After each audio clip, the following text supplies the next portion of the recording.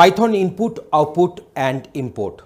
We know that each and every programming language, we are supposed to have some input statements to take data from the environment, from the keyboard, from the users who are interacting with the application, and we should produce some output. After processing the input, we should produce some output in some representable form. So how to get this input from the keyboard and produce output for the visualization to the users in Python, we are going to discuss that one in our respective video. So what about import? Sometimes we believe on the reusability of our programming code. We shall divide our program, a large program, into smaller modules, and those modules will be reused by the other Python codes by importing those modules in their respective code there. So let us go for the discussion. So some of the functions like our input function and print functions are widely used for standard input and output operations respectively. When our program goes bigger, it is a good idea to break it into different modules for the easy understanding, for the easy debugging and for the easy handling of our code. For the ease of program development, definitions inside a module can be imported to another module or the interactive interpreter in Python. And we use the import keyword to import that external module to the current code. So to have a better idea, let us go for one practical demonstration where we shall be showing you that how to take inputs, how to put the outputs on the screen, and how we are going to import our modules in our current code. So here is the demonstration for you.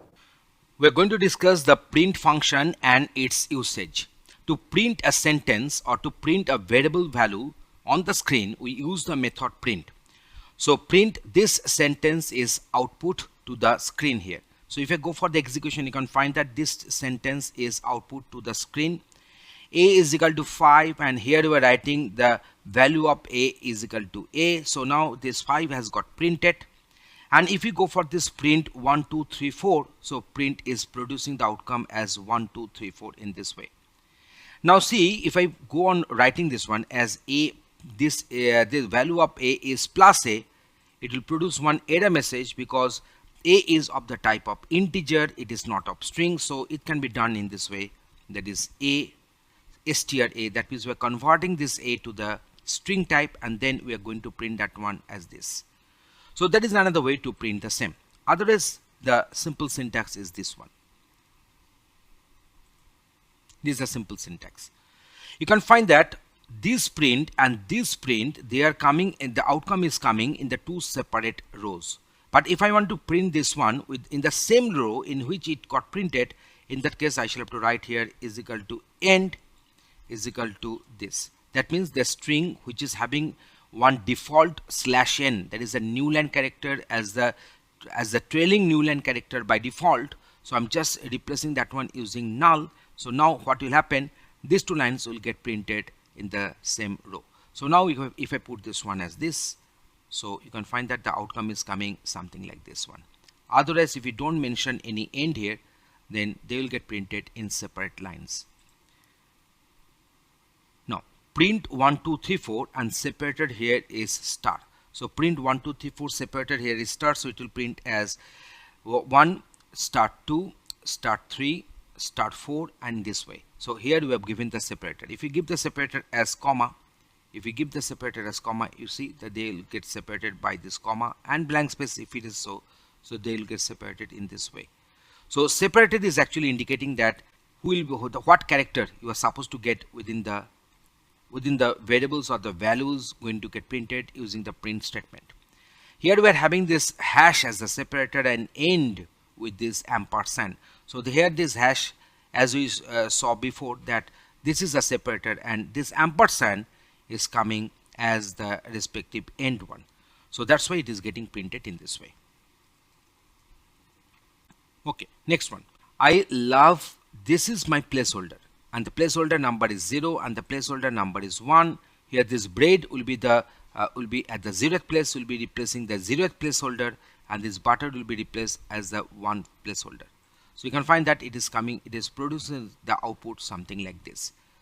So I love one and 0. So here we are having the same. So I love butter and bread in this way. It is by default. It will be taking this one. Need not to mention any kind of placeholder here. So you can find that both the strings are getting printed accordingly. Here we have passed this bread at first, then butter. So bread is coming down here and butter is coming down here. So now here you see this is my bread. So this bread is at the 0th place, so it will be coming down here, and butter is the first. So if it is at the 0th place, it is at the index 1. So this here, the butter will be coming here accordingly. So you can find that how these respective placeholders and the respective values are getting related in this way. So we can get the idea that without mentioning any placeholder number, if you can just mention them, so both these two lines will produce the same output as well. Both these two lines will produce the same output, but in this case bread will be at the 0th index. So here the placeholder 0 will be taking this bread, and this butter is at the index number 1. So that's why it will be taking at the placeholder 1. It will be replacing the placeholder 1. So in this way the outcome is getting deferred. Next, how to take input from the keyboard. In that case, we can use the input method. We can use the input method here. So using this input, and there is a prompt we are having, and using this input we are getting the value from the keyboard as input, and that will be assigned to X, and input returns the value in the terms of a string. So let us go for this. So I'm just putting this one 100. So you can find that enter any number. So this prompt has come. I put this 100. So print X is printing this one as 100. This X is actually getting this one in the type of string. So input returns string here. So now we can go for this. If you go for this Y, if I want to convert it to this integer, I can do that one. In that case, the typecasting is required. The respective method, conversion method from string to integer will be required here. So I'm making this one as 100. I'm giving this one as 200. You can find that this 100 and 200 will get printed. I'm just replacing it by Y. So the 100 is nothing but here string, and this 200 is nothing but here integer, because we have done the typecasting accordingly using the method int. So now if we go for the addition, if you go for the print, if you go for this X plus Y, then obviously it will produce some error message, because we are trying to do string plus integer. So that is a type error. So I want to convert it. I should be converting this one to integer. So now if I go for the addition, you can find that I'm getting here 300 as usual. Otherwise, if I convert it to the string, the other integer one, if you convert it to the string, then algebraic addition will not take place, but string concatenation will take place. You see, the string concatenation has taken place. So in this way, you can use the input function to take the values from the input from the keyboard, and default output argument for this input function will be string. Next one, we are having this import. So import math.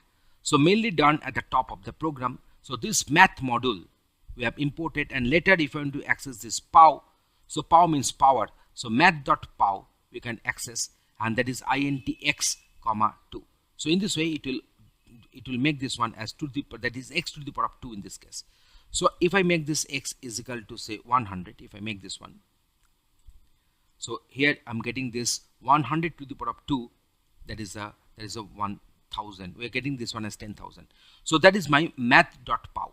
So this math is nothing but one module, and the module will be imported by the keyword import, and later this pow method, which is defined in this module math, can be accessed using that is a math.pow, and this is my respective first argument, it is the second argument, and it is working as first argument to the power of second argument. So as the value of x here is 100, so I'm getting the 10,000 as output. And also you can find that this pow is returning a value of the type of float. So pow is returning a value of the type of float. So if you give 10 here, I'm getting 100 as outcome. So here we have discussed a lot on this print, on this input, and also on this import. Thanks for watching this video.